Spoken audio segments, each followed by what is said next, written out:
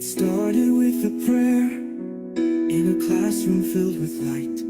A woman of faith stood strong for what is right. She taught us to serve, to carry the flame, to walk with Our Lady and honor His name. Years have passed, but the fire remains. Hearts still burning, still unchained. We still believe, we still proclaim the mission of love, the power of His name. Across every border, in each life we lead, still marching in mercy, still planting the seed. Together in spirit, wherever we go, we still believe, and the whole world will know.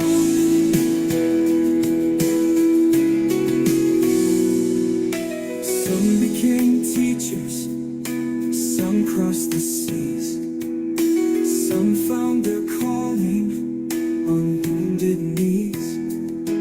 But wherever we serve, in joy or in pain, the promise of Mary forever remains. Now we return with stories to tell of grace that sustained us and love that compels. We still believe, we still proclaim the mission of love, the power of His name. Across every border, in each life we lead, still marching in mercy, still planting the seed. Together in spirit, wherever we go, we still believe, and the whole world will know.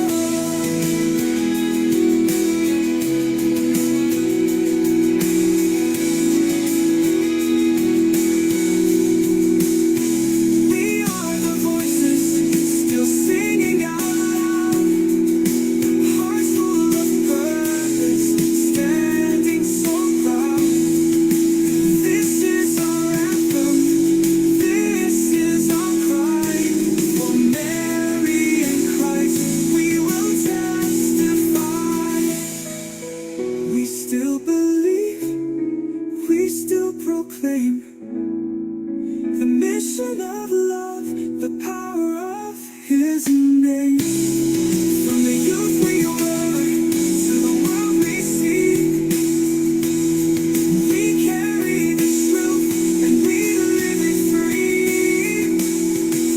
Together in spirit, wherever we go, we still believe.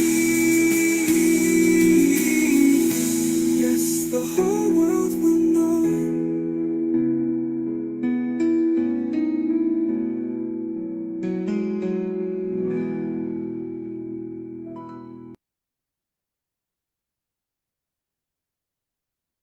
Well, welcome home sa tambayan ng YMC Barkada. Tara na at samahan ko sa ating masaya at kwentuhan ngayong gabi.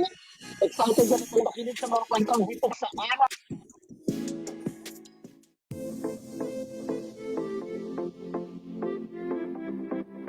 Oh, di ba? Natamaan ka doon. Perfect.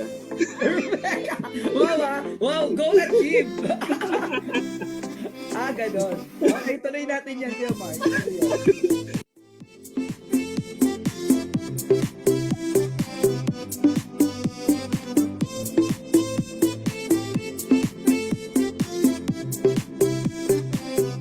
Diba? Go, Kuya Let us Jits. now present Ate Joey Albert, the daughter of our foundress, Tita Letty Albert. 7 p.m. na, tagpuan na. Let's support the YMC alumni and the NMHC family.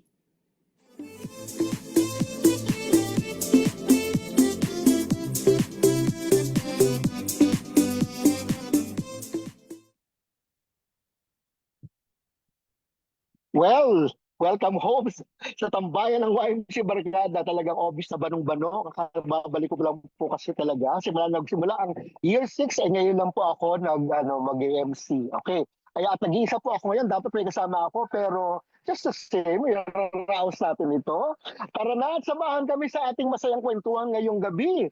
So excited ka na bang makinig sa mga kwentuang hitik na hitik sa aral at mga YMC stories na talagang nakaka-inspire.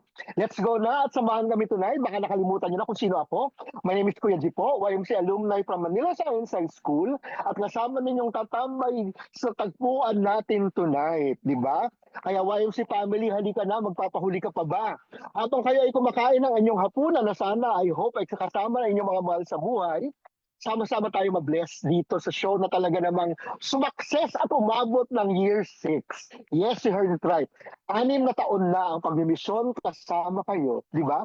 Kaya tara na dito sa panibagong episode ng Tagpuan at tonight ay special episode natin dahil tonight we are going to have our Advent recollection. Pero year 6 na, but just the same, we still believe, di ba? So magandang gabi sa inyong lahat. At natutuwa ako, tagbabalik na naman ako dito sa pag-host ng Tagpuan na bagong balik, nabaan nila akong mag-isa. Diba?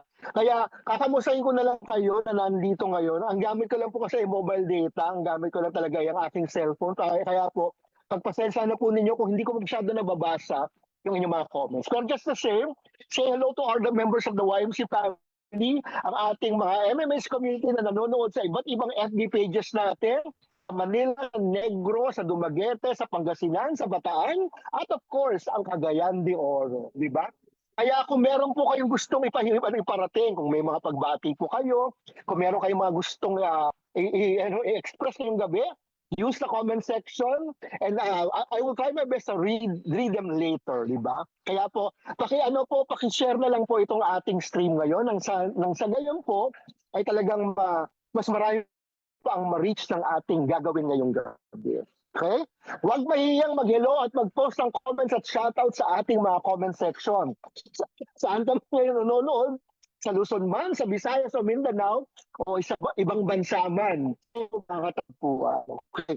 At hello sa ating team replay, kung ikaw ay nanonood at hindi na ngayon Miyerkules, kasi Miyerkules po ngayon, ito ay special episode.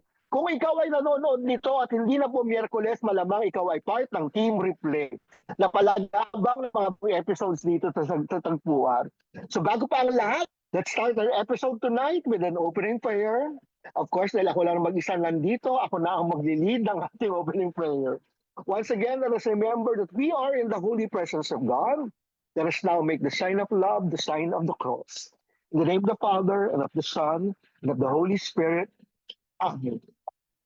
We glorify your name, O God, for gathering us once again for this new episode of Tagpuan, for this special episode, our Advent recollection. We invite your presence to be with us, not just for tonight, but every day of our lives, Lord. As you said, where 2 or 3 are gathered in your name, there shall be in their midst. As we begin our SR tonight, we let go of our worries and anything else that would hinder us from experiencing more of you tonight. Help us to focus our hearts and minds on you, O God. Help us to be unified according to your word, dear Father. As we continue to work together to fulfill our mission of evangelization, we ask your grace for us to be committed to walk in peace, humility, and truth. In Jesus' name we pray. Amen. Mary, full of grace, the Lord is with thee. Blessed are you among women, and blessed is the fruit of your womb, Jesus. Holy Mary, Mother of God, pray for us sinners, now and at the hour of our death. Amen. Most Sacred Heart of Jesus, have mercy on us. Mary, Mother of God, pray for us. In the name of the Father, and of the Son, and of the Holy Spirit. Amen. So tuloy-tuloy po ang ating episode dahil hindi po ito yung normal na SR night natin. To have our Advent recollection. We've had 2 weeks already of Advent, and this coming Saturday is going to be the third Saturday, the third Sunday of Advent. So we go this Sunday, and I hope that nitong Advent Recollection nang sa gayon ay talagang mahanda ang ating mga puso para sa pagdating ng ating Panginoon.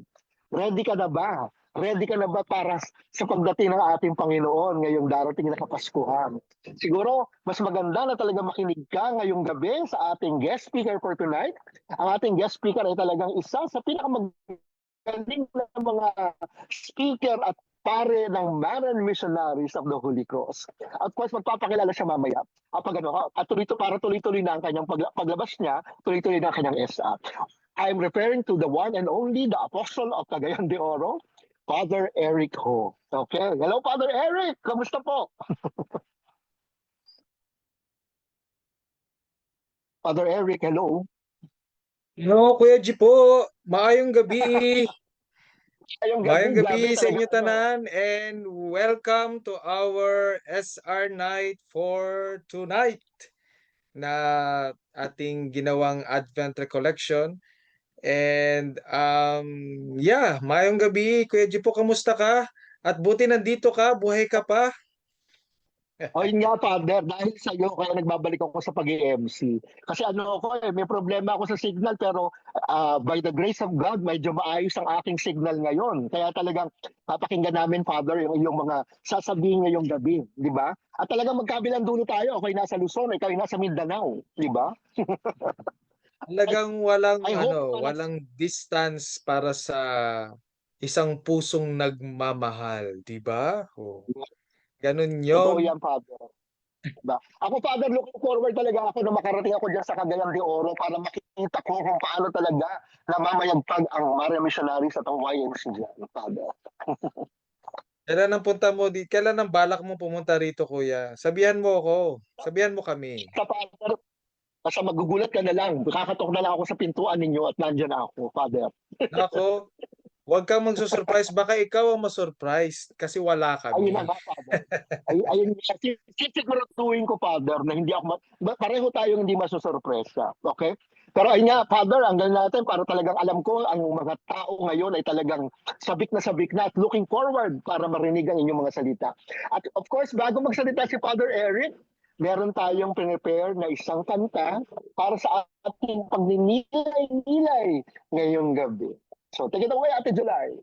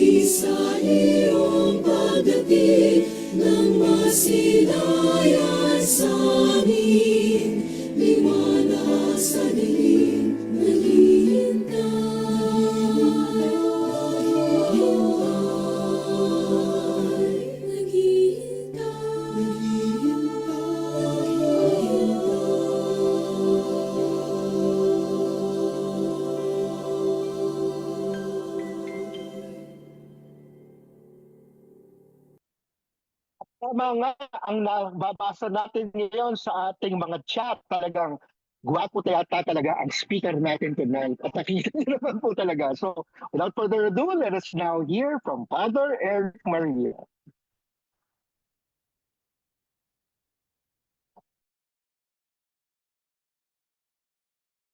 Yun na nga, magandang gabi ulit sa lahat ng ating mga tagapanood at tagapakinig ng ating YMC Alumni SR Night. At ito na nga, Advent Recollection ang ating gagawin ngayon. Pero bago ang lahat, mangyari ang mga dapat mangyari. Ito na, tinanong ko kung paano ba palabasin ang PowerPoint dito. Paano nga? 'Di ba? Oh. Oh, ngayon, paano natin palalabas? Ayun, share screen nga. Sinasabi ko sa inyo eh. Oh. Tapos, ano nang mangyayari? Sandali sandali lang ho mga kapatid. Alam nyo, Ganun talaga, Father, talaga. Yan, talagang yan eh. Minsan, tapos mahirap click sa yung PowerPoint. Saan yun?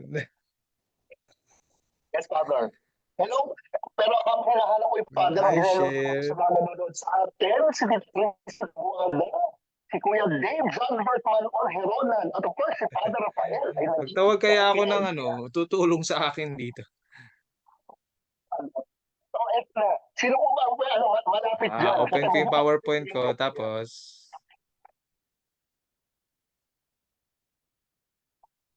Kasi share niya ang Father. Yeah. So yan, habang hinahanap ni Father kung paano lalabas sa kanyang PowerPoint. Kasi minsan, ang mayroon sa PowerPoint, if there's no power, what's the point? Diba? Kaya yan, sabi nga ni Elsa Alcomero, don't only focus sa study while listening. Sabi nga gano'n rin. Yan. Si Elsa, salamat po, Tita Julie Ratonil, at welcome daw po ako sa CDO, sabi niya. Okay. At ina-acknowledge si Tita Liang Ayuma na ang gwapo raw talaga ng speaker tonight, hindi nga lang marunong magpalabas ng PowerPoint. So ano yan eh, minsan talaga, pag gwapo ka, may mga kakulangan. Yan. Number ng kakulangan dyan yung pagpapalabas ng PowerPoint. Pero mukhang yata, mukhang malapit nang lumabas ang PowerPoint ni Father Eric. Kaya ganyan. Sino ba katulong mo, Father Eric, habang nag-ano yan? ano Sino na, ba paano umaati nga sa gawin iyo? to? Kayo talaga. Hindi niyo muna ako tinuruan. Share. Dapat mo lang, Father, nag-practice muna tayo nun. Kanina. Ano, Father, share mo lang yan. Pagkatapos mag-share, pipiliin mo kung ano share mo. Kasi From the show. nagchismisan muna tayo, hindi tayo hindi ko. Sino O po yan muna ngayon, yung lalo tayong Father? tumagal dahil lang dito sa pag-share na ito. Father. Hindi Okay tuloy lang, kasi makarating ang Panginoon. Kaya nga, Father, lahat tayo ay naghihintay. Talaga, Kuya binibigyan Jeep mo po, kami ng wala kami practice ko. maintindihan sa sinasabi mo. Ano ka, ano ka? Yan ang sinasabi ko, Father, ang kakulangan ng ating connection ngayon. Open mo nga yung PowerPoint. Tapos share.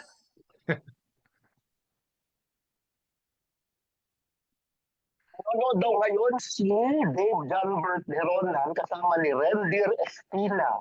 Kung narinig niyo ko at ang signal ko ay maayos. Yan.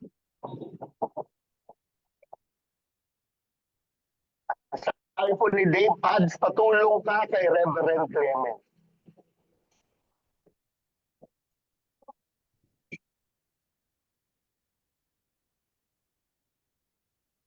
Ayun, Ika na raw share. ng backup, Father, sabi ni Ate Jelay. Yan.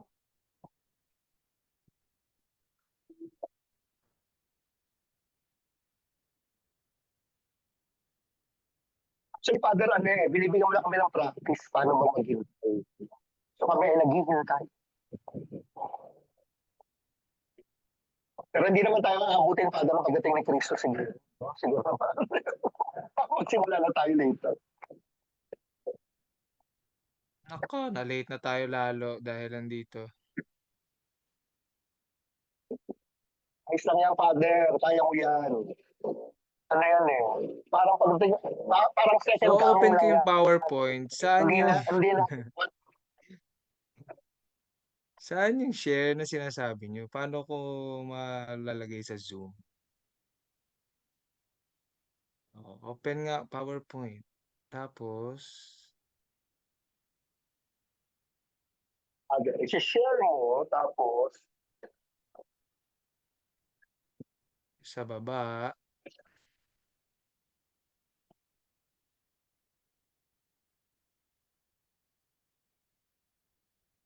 anong sa baba? Nasaan nga?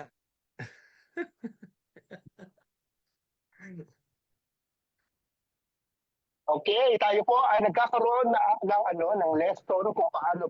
Sa Zoom screen daw po, ikaw mag-click ng share. Sabi ni Weng Rete Corpus. Sabi ni Sa Kuya Zoom Joshua screen po ikaw Gallego. mag-click ng share. Oo nga, alam ko sa Zoom mag-click ng share, di ba? Hindi naman sa PowerPoint. Hindi pa, Der, doon sa Zoom. Meron doon share eh. Tapos, doon sa Ayun, share, oh, ano, ayun. kasi, Mm. naka-open yung PowerPoint mo. Oh, yan, naka-share na ba? Yes, Father, lumalabas na. Yan, yes. Hindi naman kasi PowerPoint. Dapat sa, ano nga, sa Zoom.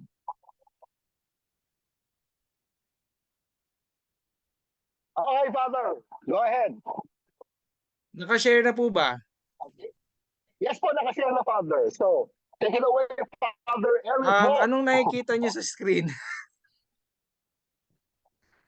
Father, ano po, Advent 2025. Ayan. Oh. Pre-center view. Ito, inaabangan ko rito sa live eh. Okay na? Yes, Father, okay na po. Alright. Magandang gabi ulit.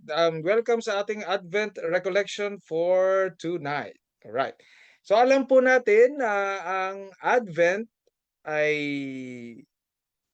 is a preparatory season para sa Christmas season. And the reason why we are having this preparatory season is because the church would like to tell us how important Christmas season is. Yon. Ang lahat ng bagay na pinaghahandaan ay isang mahalagang bagay. Kapag hindi pinaghandaan, ibig sabihin hindi siya mahalaga sa isang tao o sa isang grupo o sa isang community, diba? Sa isang society. If hindi pinaghandaan, hindi mahalaga, hindi importante. Okay lang na wala. Pero ang simbahan natin nagsabi na no, this season of Christmas is very important to us because this is the dawn of our salvation. Dumating ang Panginoon sa Pasko, kaya kailangang paghandaan. And marami po tayong mga images of preparations, lalong-lalo sa mga tao na naghanda for this coming Christmas. Unahin natin itong kilala ninyo. I'm sure kilala nyo to. Yan, sino po yan? Paki-type sa comment section kung friend nyo yan sa Facebook. Alright. Yan ay kilala. Sikat na sikat po yan, ha? Ang pangalan po niyan ay si Propeta Isaías. Prophet Isaiah. Bakit siya po ang isa sa mga figures of Advent? Dahil si Prophet Isaiah, kung mapapansin niyo po, araw-araw, every Sunday din, ang ating first reading ay nanggagaling sa sinulat ni Propeta Isaías. That is why ang kanyang mga sinulat is filled with so much visions, prophecies that were shown to him. Pinakita sa kanya ng Diyos ang lahat ng mga visions na to is patungkol sa darating na Misaya, darating na tagapagligtas. Hindi po siya si Santa Claus. Alright. Prophet Isaiah. Mukha lang siyang, kahawig niya lang pero hindi siya naka-red. Okay, naka-green po siya. Kaya hindi siya si Santa Claus. Ngayon, to si Prophet Isaiah ay biniyayaan ng gift of vision na makita ang darating na Mesiya. Kaya nga, 'di ba, pag sa mga pagbasa po natin, galing po kay Prophet Isaiah ay yung nabanggit doon na the virgin shall be with child and he shall be called Emmanuel, meaning God with us. Kay Prophet Isaiah po galing yun. At kung nagsisimba po tayo araw-araw, nabanggit din doon na how would you know that the Messiah is already coming? What are the signs that the Messiah is coming?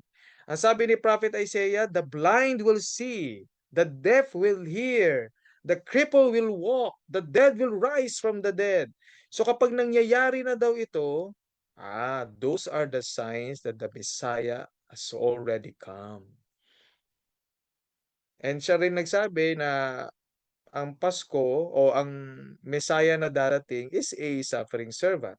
So marami pa siyang sinabi about doon sa Messiah na yon. That is why he is called the prophet of the Messiah. Si Prophet Isaiah. Propeta Isaías. Alright. So sino po itong next na ito? Ayan. Kilala niyo po ba yan? Nakalagay sa kanyang baston, Ecce Agnus Dei. In English, Behold the Lamb of God. Sino ang nagsabi noon? Si Juan Bautista. John the Baptist. Ayan na nga. Si John the Baptist is the greatest of all the prophets that was sent by God to prepare the people. Hindi pa rin siya si Santa Claus kahit na naka-red na siya. Alright? Kasi hindi puti ang balbas niya. Yan po si Juan Bautista at siya ang greatest prophet who prepared the people of God, even the whole world, for the coming of Jesus. At sinabi niya na, repent and believe in the gospel. Prepare the way of the Lord. Make straight His paths. Dapat walang balakid. Dapat ay walang nakaharang sa pagdating ng Diyos. Yan, Juan Bautista. Ito po, kilala niyo ba ito? Ang pinakamagandang babae sa balat ng lupa. Walang iba, sige, subukan yung lokohin. Kuya Jeep po, meron kang comment? Walang iba, kundi si Mama Mary. Yan ang ating mahal na ina. The model disciple. How it is to prepare for the coming of Jesus. Meron pang isa, syempre hindi lang naman siya nag-isang nag-prepare din. Meron ding isa, patulog-tulog lang, pero mabait na tao ito. Nanaginip siya. Isa siyang dreamer. Walang iba kundi si Saint Joseph, the dreamer. Saint Joseph, the husband of Mary.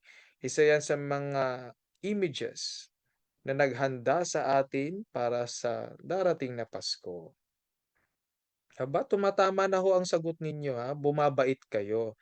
Eto, sige, tingnan natin. Sino po itong mga ito? Hindi po yan BTS na nag-costume lang. Yan po ay mga... sige, sino yan? Yan po ay mga pastol, shepherds. Naging bida rin yan during the nativity of Jesus, di ba? Nag-prepare din sila. Nagulat nga sila na the angels appeared, hindi rin po SB19. The angels appeared to them and told them that the Messiah has already come. He can be found lying on a manger, wrapped in swaddling clothes. Di ba? Galing. Tapos, for the very first time in all history, kinanta ang Glory to God in the highest. Sila ang pinakaunang nakarinig ng kantang Gloria in excelsis Deo na kinakanta natin sa misa. At sino kumanta? The greatest choir ever composed, ang mga angels ng Panginoon. Sinabi nila, himaya sa Diyos sa kaitaasan, papuri sa Diyos sa kaitaasan, at sa lupa'y kanyang kapayapaan. Ayan na nga. 3 wise men, 4 po yan. Eto na, nung may sumagot ng 3 wise men, eto na, masyadong excited. Sino naman to? The 3 wise men. Very good. Sabi sa tradition, wala naman sa Bible yan. Ang sabi po doon, siya si Baltasar, si Melchor, at si Gaspar. Alright. Pero wala rin po sa Bible na 3 sila, ha? Walang nakalagay. Ang nakalagay lang po, they are wise men. They are magi. Walang nakalagay kung ilan. Wala ring nakalagay na pangalan. Ang nakalagay lang, they brought gifts to the Lord. Frankincense, gold, and myrrh. 3 gifts ang dinala nila. But it doesn't mean na 3 lang din silang wise men. So, by tradition, sinabing baka 3 lang sila kasi 3 yung gifts na dinala. Alright. Eto na ngayon. Silang lahat nandyan na sa isang picture. Nandyan na si Mama Mary, si Joseph, the shepherds, the wise men, papalating pa lang dun sa labas, at nandyan na sila sa nativity scene, sa Belen. Question, my dear brothers and sisters, ano po ang mali dyan sa picture na yan? Palagay nyo po, ano po ang mali dyan? Meron po kayang mali? Meron po, kaya ko nga tinanong. So ano po kaya ang mali dyan? Subukan po nating na magtanggal ng ilang characters. Ayun. Ang natira na lang si Mama Mary, si Joseph at si Jesus. Kasama ang mga bisita niyang hayop. Alin po ang mali dyan? Meron po uling mali dyan. Tanggalan po uli natin para mas specific. Ayan na nga. Ano na lang ho ang natira? Sabsaban. Alin ho ang mali dyan? Ang makahula may prize. Yes. Alin po ang mali dyan? Mismong ang sabsaban. Very good. Yun na lang ang natira. So yan na siya na lang ang mali. Alin po ang mali dyan sa sabsaban na yan? Nasanay po tayo na ang itsura ng sabsaban ay kahoy. Saan ho nanggaling itong kahoy na ito ay mahirap na ho i-trace. Most probably kay Saint Francis of Assisi kasi sa kanya unang galing yung Belen na images. Pero alam niyo ho ba na ang manger o yung sabsaban ay hindi ho ganito talagang itsura. According to archaeologists, according to researchers and historians, ganito ho talaga ang itsura ng totoong sabsaban. Ganyan. Gawa sa bato. It's made out of rock, and the shepherds na nagpapakain po ng mga hayop ay inuukitan nila ang bato na ito para makainan ng mga hayop, maging sabsaban. Ganito, yan. Diyan po nilalagay yung pagkain nila. Kadalasan, mga dayami o mga damo na kanilang kakainan. Yan ho ang tunay na sabsaban, hindi po kahoy. Pero pag pumunta ho kayo ng Bethlehem, meron po doon na relic na kahoy na pwede nyo mapuntahan. Para saan ho yung kahoy na yon? Sabi, yun daw yung sabsaban. Hindi ho yun ang sabsaban. Ang sabsaban ho ay yung bato. Ano ho yung kahoy na nandun sa Bethlehem? Eto ho yun, most probably. Ganyan. Patungan nung sabsaban. It is a support of the manger, but not the manger itself. Because the manger is made out of rock nga. And especially,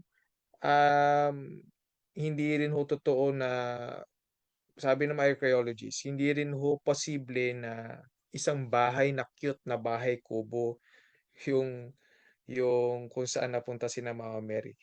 Napunta raw sila sa isang cave na malapit doon sa mga kabahayan. Kasi merong mga caves na maliliit na pangpahingahan, resting place ng mga hayop. Kumbaga, kung malakas ang ulan, doon sila sisilong. Kung malakas ang snow, doon sila sisilong. O may sandstorm, doon din sila sisilong sa mga cave na yon. Hindi sila nag-i-stay doon. Kaya, most probably, laging bakante yung cave na yon dahil daanan lang yun ng mga hayop. Kaya doon ho napunta si na Mama Mary at si Saint Joseph. At ito ho ang most probably na pinakamalapit na image ng sabsaban na napuntahan nila. Ayan. Kasi nga po, the manger is made out of rock from the cave, inukitan para malagyan lang ng dayami temporarily, makainan ng mga hayop, at makaalis na rin sila. And you could just imagine Jesus, the God of gods, the King of kings, the Lord of lords, ang ating Panginoon ay nakahiga sa kanyang klasing sabsaban. Mas maganda pa yung inuupuan natin sa CR. Mas maganda pa siguro yung toilet bowl po ninyo sa bahay. Pero yan ho ang isa sa pinakamalapit na image ng sabsaban sa panahon ni Kristo. Now, what can we learn from the manger?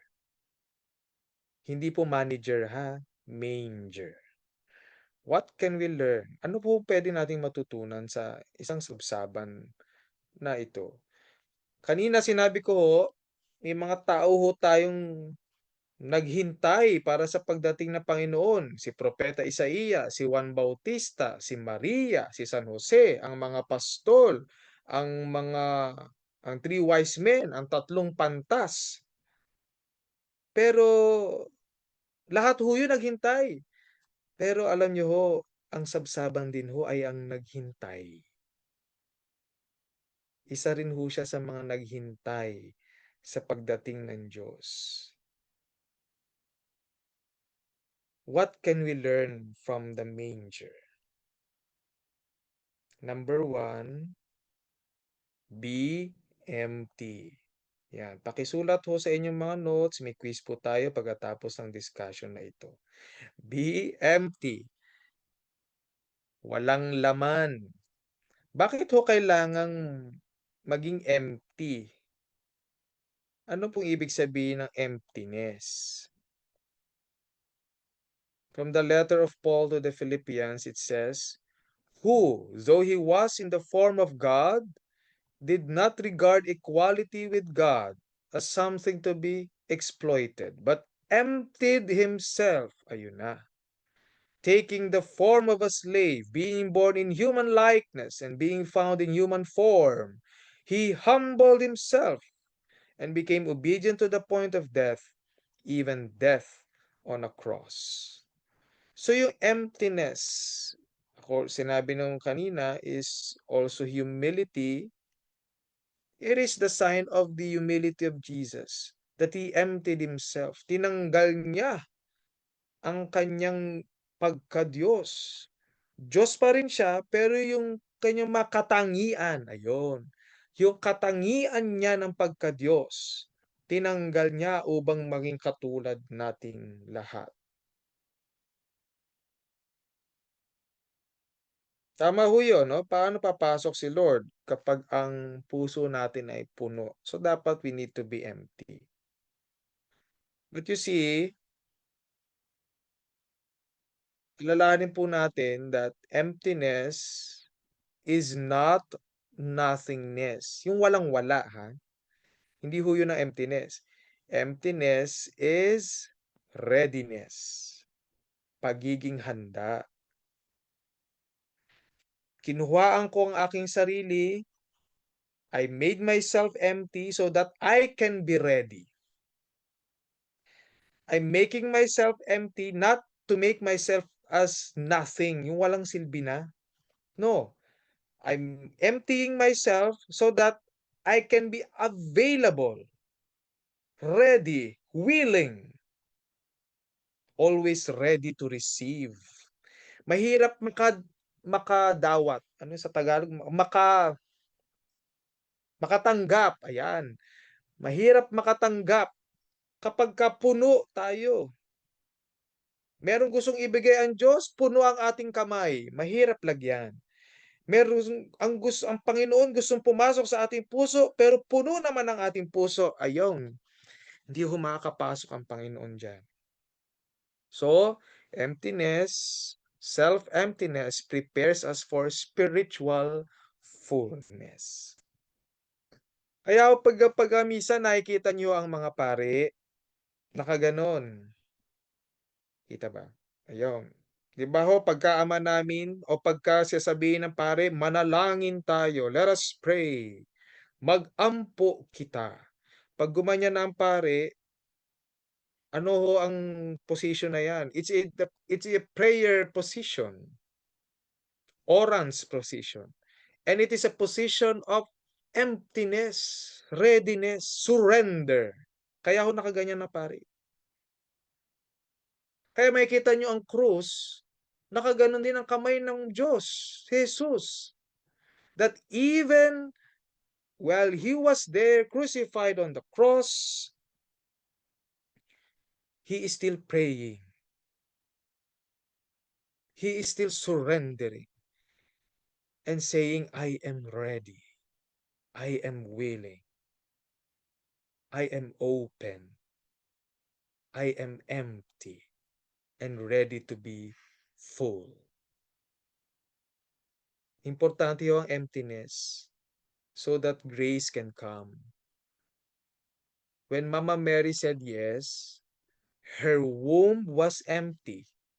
And because her womb was empty, she was ready. When Jesus died on the cross, what happened? An empty tomb received the lifeless body of Christ. And because the empty tomb received the body of Christ, the empty tomb witnessed resurrection. First ever, the only resurrection that happened. See? Yun ang nangyayari kapag empty. Empty ang sinapupunan ni Mama Mary, she was able to receive Christ. Empty yung tomb, the tomb was able to witness resurrection. Question, my dear brothers and sisters, what needs emptying in yourself right now? Ano ang kailangang tanggalin sa iyong puso? Yabang? Tanggalin mo na yan. Ano pa? Galit? Ayaw mo magpatawad? Nako, tanggalin mo na yan. Ano pa? Marami kang gusto sa Pasko. Gusto ko ng ganito, gusto ko ng ganito. Nako, ang dami nating gusto. Pero ginusto na ba natin ng Diyos? Empty our hearts, empty our souls, so that we can all be ready to receive Jesus. Do not fear emptiness, because emptiness is grace. Next. Ayun, hindi pa pala tapos. Oh. Be empty. In Greek, that means kenosis. Alam nyo ho, palagay ko ganito ha. It can happen that a lot of mangers were there during that night. Kasi cave naman yun. maraming pinapakain ng mga hayop doon. Alangan naman isa lang ang sabsaban. Kung marami yung hayop. So maraming sabsaban. Pero bakit yung particular na sabsaban na yun, manger, doon hiniga ang Diyos? Because I believe it was the emptiest of them all. Sa lahat ng sabsaban na nandun, siya yung pinaka-empty. And he was chosen to be the bed of the king. That particular manger was chosen to be the bed of God because he was the emptiest. And because he was the emptiest, he was able to receive Christ. Second, be sturdy. Ano ho yung sturdy? Hindi ho yung sturdy your lessons. Iba ho yun, ha? Be sturdy. Meaning be strong. Matibay. A manger needs to be strong to support heavy animals. Ang kumakain po sa sabsaban, hindi po manok or maliliit na ibong maya. Ang kumakain sa sabsaban, malalaking hayop, baka, walang kalabaw, baka, camel, kabayo, goats, sheep. Nako, mano yan, tama, matibay, strong, very good. Dapat matibay at strong ang manger kasi it should support heavy animals. Ano po connection natin ito? The same is true with our spiritual life. If we are strong, if we are sturdy, we will be able to endure hardships, trials, at kahit na tayo ay nakaka-handle ng mga mahirap na bagay, we can still handle the baby Jesus. We can still hold the presence of Christ. Aminin po natin, let us admit that when a heavy blow, kapag may mahirap po tayong problema, ano o sino po ang number one na madalas nating bitawan? Di ba palaging si Lord? Pag may problema tayo, ano sasabihin natin? Lord, bakit? Bakit ako? Bakit hindi siya? Lord, bakit? Si Lord lagi ang sinisisi. Si Lord lagi ang may kasalanan. Pero, let us also remember that when challenges come, when problems would come, maybe the Lord is trying to make us strong and sturdy. At kapag matibay na tayo, strong tayo, then we are ready to hold Jesus.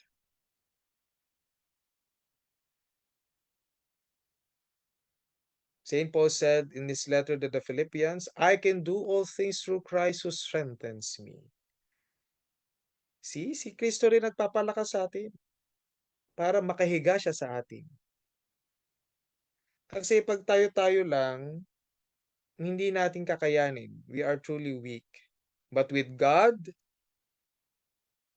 all things. Yun ang sabi ni St. Paul. Hindi niya sinabing, some things. I can do some things through Christ who strengthens me. No.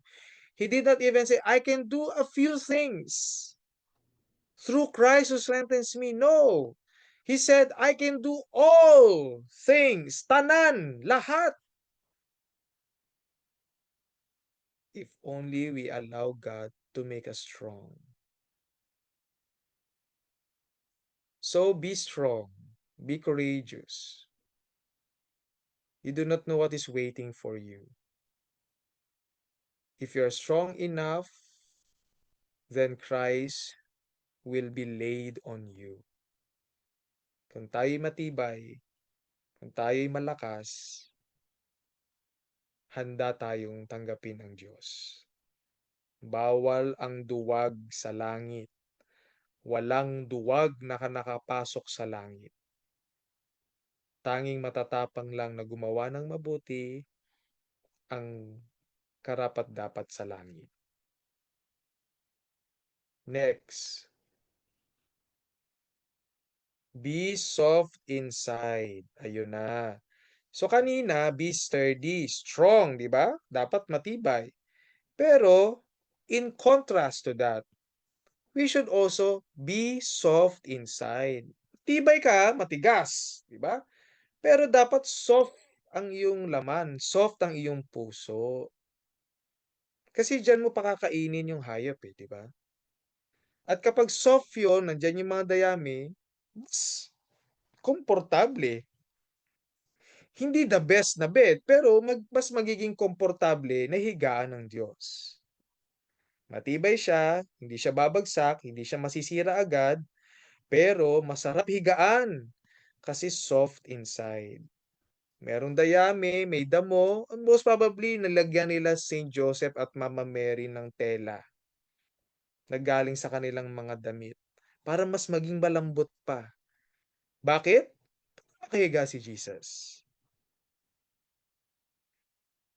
Naalala ko ho na meron ho kami mga seminarians dito sa CDO.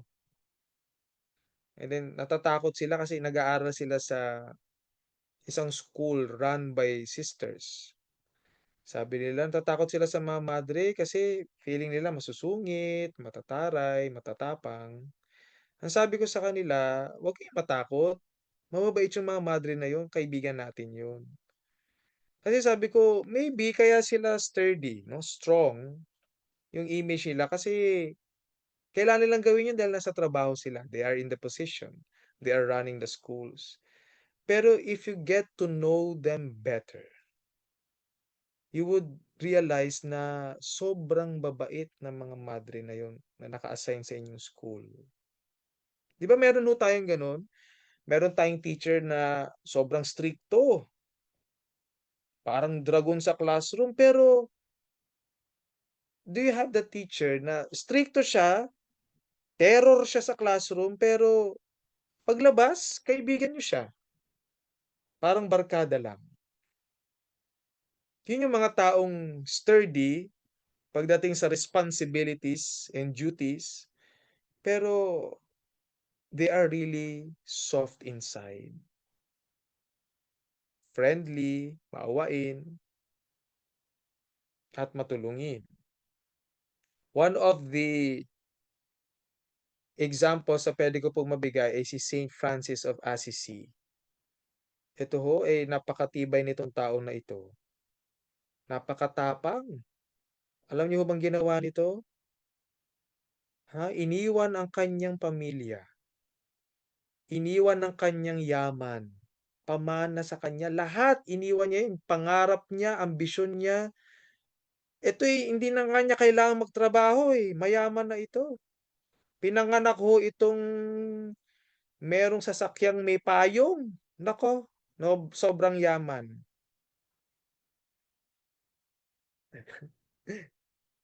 Pero alam niyo, iniwan niya lahat yun. Sobrang tapang Magagawa kaya natin yun? Iwanan yung yaman. Para saan? Why did he leave all these things? All his riches, his fame, his own family. Bakit po? To serve the poor. To be one with the poor. Maging isa sa mga mahihirap. And that conviction that he had made him very soft inside. Courageous siya, matapang siya, iniwan niya lahat ng magagandang bagay sa kanyang buhay upang makapagsilbi. That is the softness inside of him. Strong in his convictions, but soft in his love for Jesus on the cross and for the people like him who are poor. Kung nababasa niyo po ito, pakibasa sa inyong mga sariling screen. Too often, we underestimate the power of a touch, a smile, a kind word, a listening ear, an honest compliment, or the smallest act of caring, all of which have the potential to turn a life around. Biruin ninyo, simpleng tapik lang, smile, napakasimple lang naman yun. A kind word. Sabihan mo na ang galing-galing mo. Simple lang yun. A listening ear. Wala kang sasabihin. Makikinig ka lang. An honest compliment. The smallest act of caring. All of which have the potential to turn a life around. So never underestimate the power of small acts of kindness. Never get tired of being soft inside. It might seem, para sa pananaw ng mundo, it might seem that you are weak, you are lost, you are defeated. But in reality, you are the strongest. Look at Jesus. Baby, fragile, soft, vulnerable, weak. Sa mata ng mundo yun, ha? Walang silbing baby. Pero sa mata natin ng mga Kristiyano, pananampalataya natin, God is the strongest because He was able to go down to our level, to be like us. Look at Jesus on the cross. Ano sinasabi ng mga tao sa kanya doon? Wala kang kapangyarihan, hindi mo kaya yan. He was ridiculed there on the cross, pero nakaya ni Lord because He is the strongest. But still soft inside. So nakakatatlo na po tayo ha. Be empty. Be sturdy. And be soft inside. Alright. Ito po ang pang-apat. Konti na lang po. 10 ito eh. Joke lang. Ito po ang pang-apat. Pakibasa ho sa inyong screen. Be still. Ano po ibig sabihin yan? Be at peace. Huwag kang maglikot. Huwag kang magalaw. Be in silence. Even amidst the noise of the world. Be at peace. Even if a lot of things are happening and you do not know anymore what to do. Ito ho ang kagandahan ng Adbyento. This is the beauty of the Advent season. God invites us to pause, be still, and reflect, and allow God's presence to dwell within the stillness of our hearts. Imagine niyo ho na itong crib na ito, itong manger na ito ni Lord, ay magalaw, hindi pantay. Ngayon, malikot. Anong mangyayari? Magigising ho yung bata. Walang katahimikan pag gano'n. There's no stillness, there will be no peace. So, para makatulog ang bata, si baby Jesus, we need to be still. Huwag tayong maingay. Yung mga taong maingay, yung mga taong hindi mapigilan yung pagsasalita at yung pagdadaldal at pagchichismis, nako, sila ho yung number 1 na napapahamak.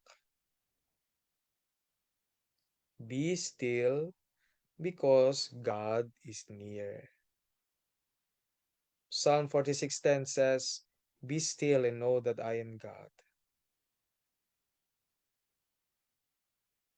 Yung walang focus, sila yung mga hindi at peace. Nagsisimba ka, nagmimisa, panay cellphone mo, wala akong katahimikan doon. Nasa hapagkainan kayo, you are at the dining table, face to face with your family. Pero kaharap mo pa rin cellphone,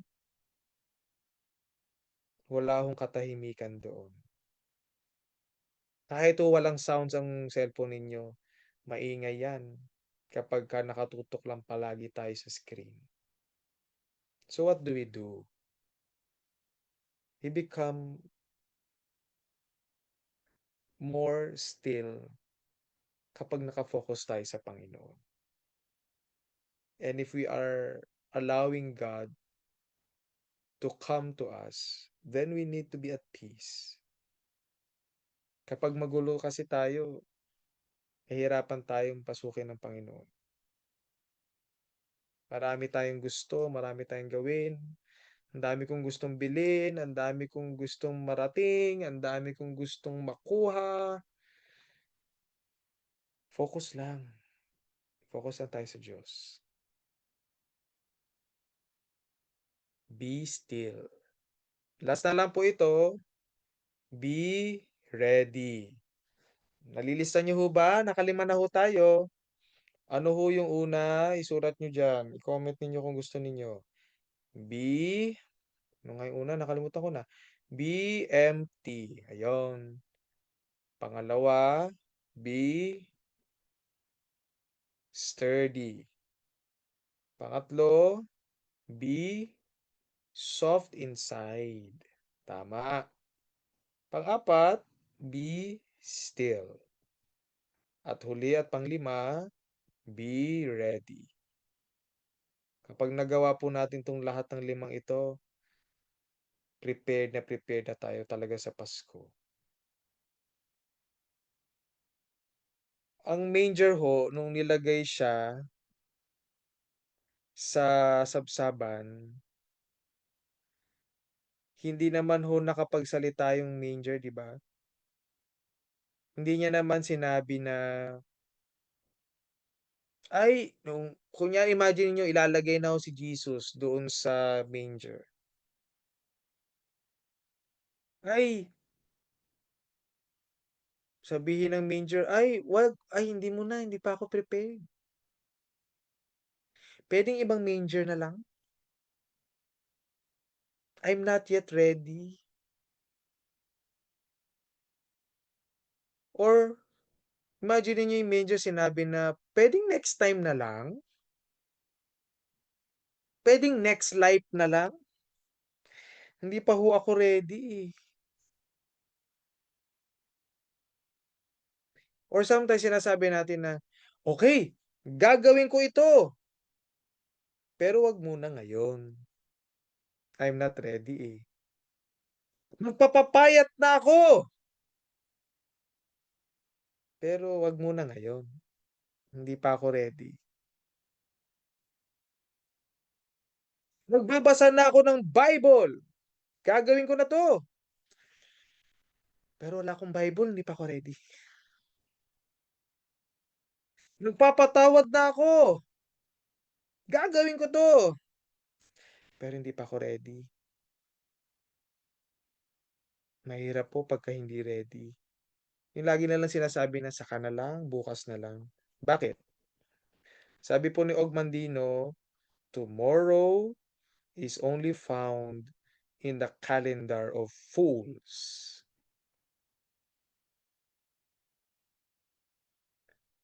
Kapag kapanay ang sabi mo na bukas na lang, saka na lang, you are a fool. Yung pinagpapabukas mo yung magandang bagay, you are a fool.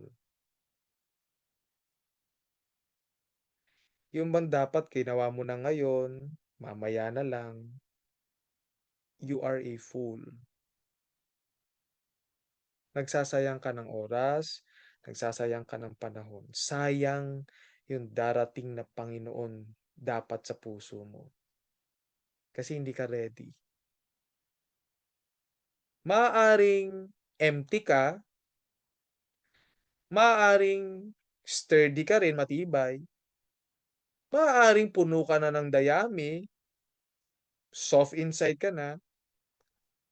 Maaaring hindi ka magalaw, you're very still. Pero it can also happen na nandun na lahat, pero hindi ka pa rin ready. Mahirap po ang ganoon. Masasayang ang panahon at pagkakataon na matanggap natin ang Panginoon. If you have something good to do it now. Not tomorrow, do it now. If you want to make something better, do it now. If you want to be healthy and sexy, do it now. If you want to pay your utang, bukas na lang, gabi na no? Do it now. If you want to forgive, do it now. If you want to love, do it now. Only by doing the good thing now will make us more ready for the coming of Jesus.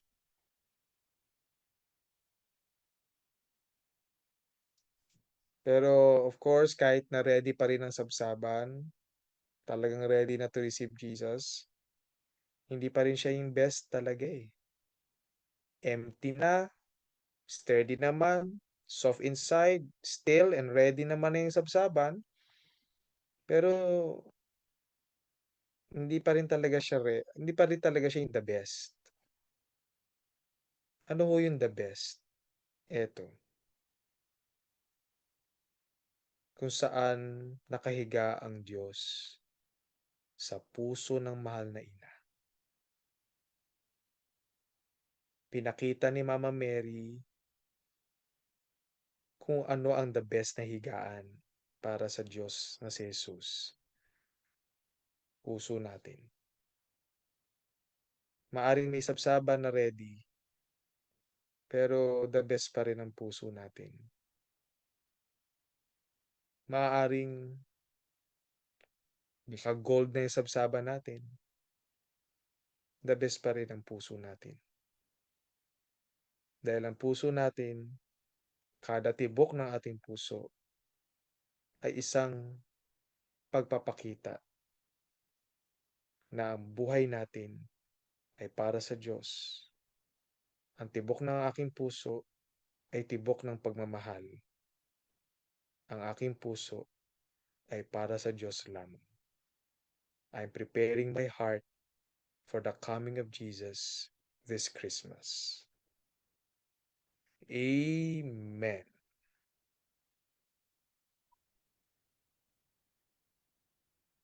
Amen talaga, kung Father Eric. Grabe talaga. Hindi ko na anticipate yung dulo na meron palang kakana doon sa manger, doon sa sabsaban, yung ating mga puso pala talaga. So talagang yan, hindi ko in-expect yun, Father. Nakala ko talagang the best na ang sabsaban.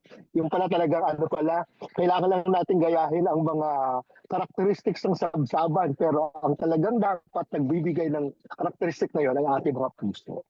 Maraming salamat, Father Eric. Grabe talaga. All throughout talaga, you got our attention tonight. Kasi talagang, ang iba namin, Father, talaga, minsan at a loss kung paano ba talaga. Parang ako, ngayon, buong araw, wala akong ginawa kundi gumawa ng hamon.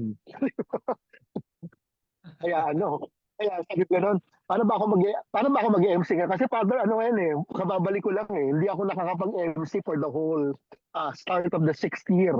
Kasi nagkaroon ng problema sa signal ko. Tapos napaka-timely na ang pag-MC ko natapat sa Advent Recollection mo, Father. Kaya kanina natanong ko sa sarili ko, sabi ko, ready na ba talaga ako? Yan nga. Natanong ko sa sarili ko kanina kung sturdy ba ang aking puso. Di ba? Yun, ready na ba ako? Kaya, Father, ang kulang sa akin kasi talaga stillness madalas Kasi aligaga lagi utak ko lagi ako naghahanap ng kung ano, lagi ako nag-iisip ng kung ano. Yung pala talaga kailangan, I just have to be still, diba? Kasi number one, Father, ang ko doon, yung humility din Minsan, I'm full of a lot of things, kaya ang dami tuloy doubts, ang dami tuloy mga bagay na nagpapagulo ng utak. Yung pala simple lang, maging sabsaban ka lang. Yung nga, ang readiness has to be, start with that. Yung, to be sturdy, but at the same time, to be soft inside. Medyo ako doon, Father, na ako doon talagang, it really struck hard talaga parang how do you strike a balance between being sturdy and being soft inside. Yeah. So, Father. So, Father, nga po pala yung may may mga nababasa ako kanina sa comment doon sa ating Although, nagsarap ako sa internet kasi nagtitipid ako ng data eh. Pero paano po ba yung ano, paano ba mag-strike ng balance between being sturdy and at the same time being soft inside? Okay, ulit kuya, medyo choppy ka. Ayan, Father. Chubby talaga ako, Father. Pero, ayun nga, Father, how do you strike the balance between being sturdy, being strong, and at the same time being soft inside? Let us remember na we can do both. Hindi siya separate na pagkatao. Hindi siya yung magpapanggap akong sturdy ngayon, mamaya magpapanggap akong soft. Ito ay these two are both realities in our hearts, in ourselves. So we can really try to find the balance between these two. Katulad ng example ko kanina, yung terror kong teacher dati sa math. She's doing that not because gusto niya lang i-project na matapang siya. Pero it is part of discipline for us kaming mga estudyante. Kasi mahirap yung subject niya, math. Kung magpapakita siya ng softness during her class, wala kami matututunan. So there are right timing of being soft. There are right situations of being sturdy and hard. So sa ganung point, she needs to be hard, she needs to discipline us so that we can learn. But outside the class, that is another story. Hindi naman na siya nagkaklase sa amin. So, she can be soft for us. Like a mother. She can be soft for us, someone who cares. So, we can do both actually. Hindi lang talaga pwedeng sabay, no? Pero in the situation that we are being called to, doon natin ma-apply. Pareho tayong sturdy and soft inside. We can do both. Pero we can apply them according to the situation that we have. Hindi pwedeng puro soft lang at walang sturdiness. Kasi yung soft ka lang at wala kang discipline and justice, walang mangyayari. Yan yung yung justice and mercy ni Lord. Justice, kanyang strictness, kanyang sturdiness. And yung mercy ng Diyos, yung softness niya. Kaya nga ni Lord yan Di ba? Justice and mercy have met. So, we can also do that.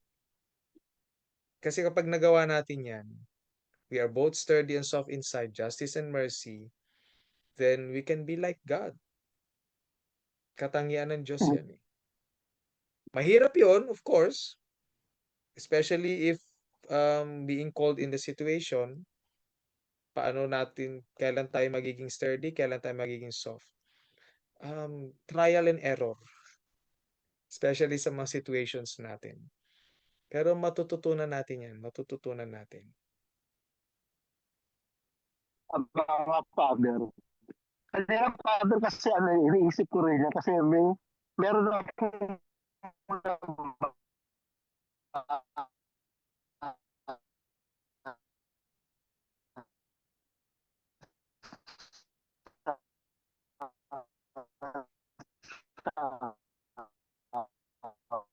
Facebook. Yeah, you're so chubby na talaga. Kasi Mama Mero kasi full of grace. Kaya yung full of grace niya, pagiging full of grace niya, in-Christian to say yes, gano'n, kung for Mama Mary to do. Kaya naisip ko kanina, kaya nga Father, kanina, ang naman na hindi naman, kasi pag sinabi, lagi na lang siyang nakangiti o kailangan niya magalit, no? Para magpakita ng sturdiness, di ba? O Father, nagkakaintindihan po ba tayo? Father, ang gagawin ko na lang, yan, okay. Wait lang. Feeling ko para ka ng Chinese. mga Father eh. Ayan. Para ka nang nag-aano eh, para ka nang nagcha-Chinese dyan.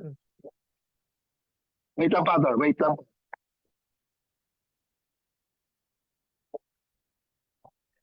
I-off ko na lang yung video ko, Father. Okay, narinig niyo po ako.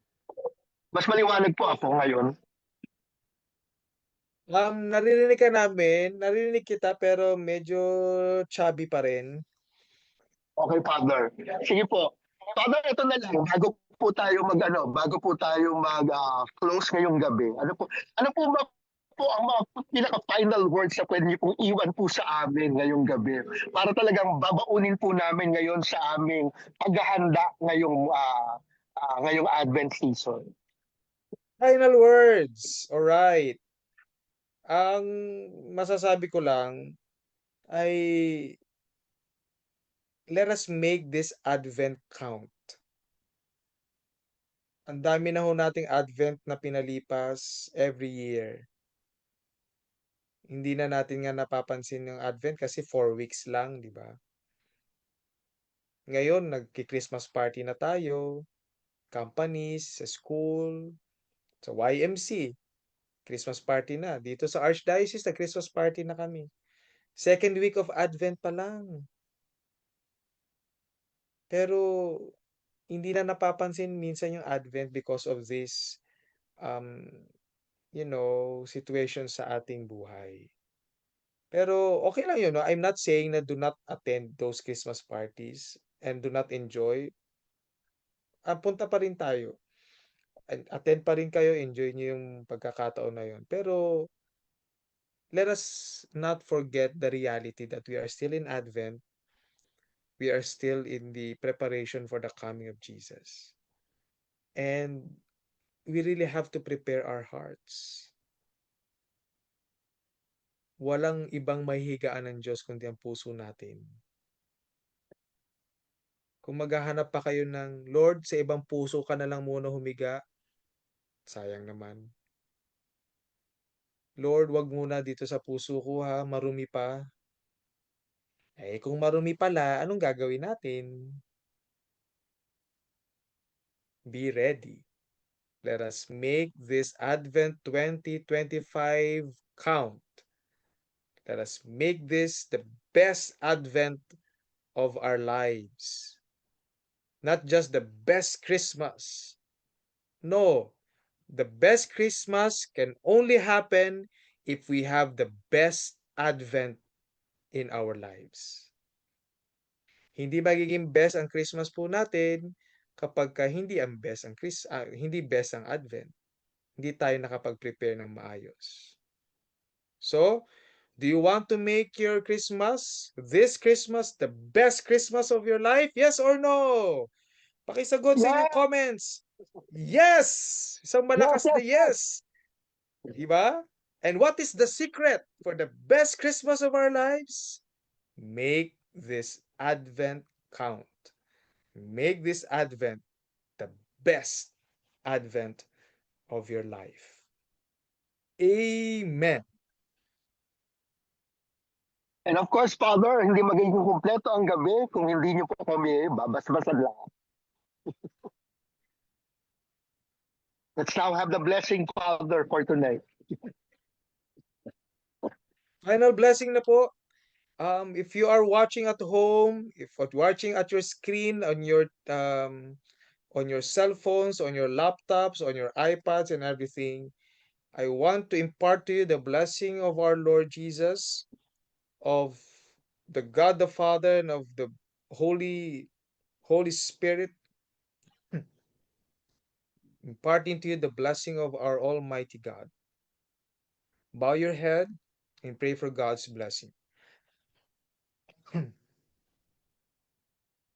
Lord, bless this person watching now, listening to this program. You know his heart, you know her heart, Lord. You know how prepared this person now for your own coming. Mahirap, Panginoon, kasi marami kaming dapat gawin para sa preparation sa Pasko.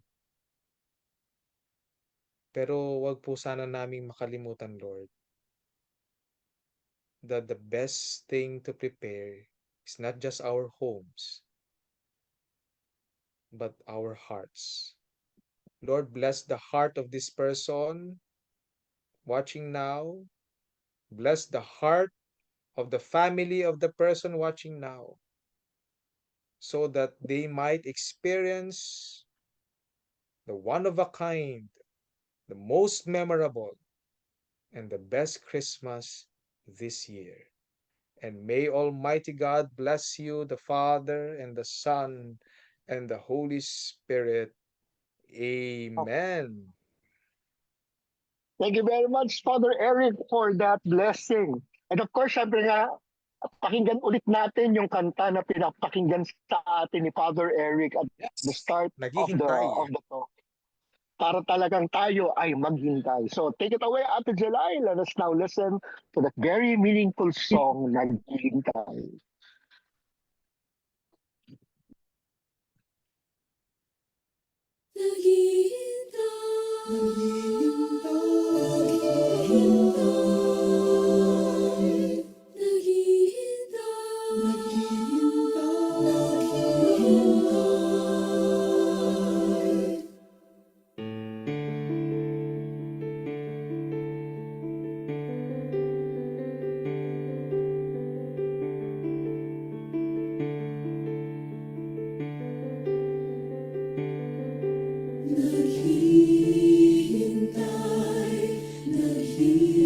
Naghihintay sa pagsilang mo.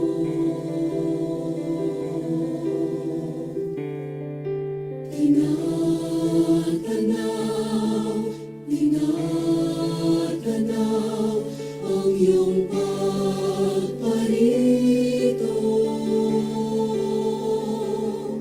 Nagtatanod kami sa iyong pagdating nang masilayan namin.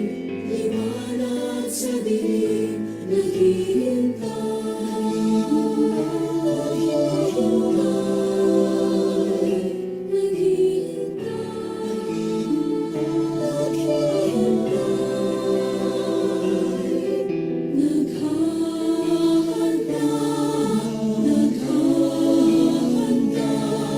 sa pagdating mo.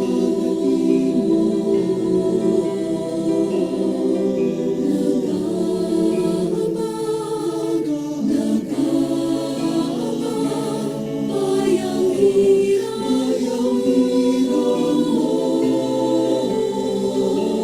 Nagtatanod kami sa iyong pagdating nang masilayan sa amin. Liwanag sa dilim,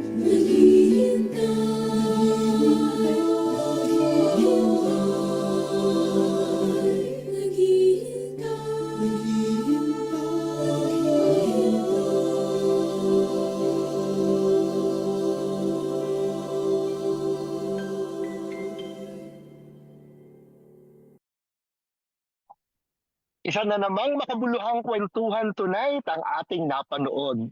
At sure akong may nauuwi kang aral at ngiti sa iyong mga labi. 6 years na tayo nagmi-mission dito sa Tagpuan, and we still and continue to believe. Tuloy-tuloy tayong magmi-mission dahil ang misyong ito ay misyon ng lahat. Dahil once a YMC, always a YMC. Stay healthy and safe always, mga katagpuan. Speaking of thank you, maraming salamat kay Father Eric Maria sa pagbibigay ng ating Advent Talk ngayong gabi. Thank you po, mga katagpuan, sa pagsama niyo sa amin for 6 years at sa ating episode tonight. Saan ka man ngayon, nasa Pilipinas ka man o nasa ibang bansa, lahat tayo ay may iisang misyon. Ang misyong ibahagi si Kristo at si Maria sa bawat taong ating makakasalamuha. Dahil tayo ay YMC, buhay at nagpapatunay. Kita-kits tayo ulit sa ating next episode. Huwag kang mawawala. Good night, everyone. Mama Mary loves you. Thank you, Father. Salamat. Thank you. Advance Merry Christmas and Happy New Year to everyone. YMC. Bye.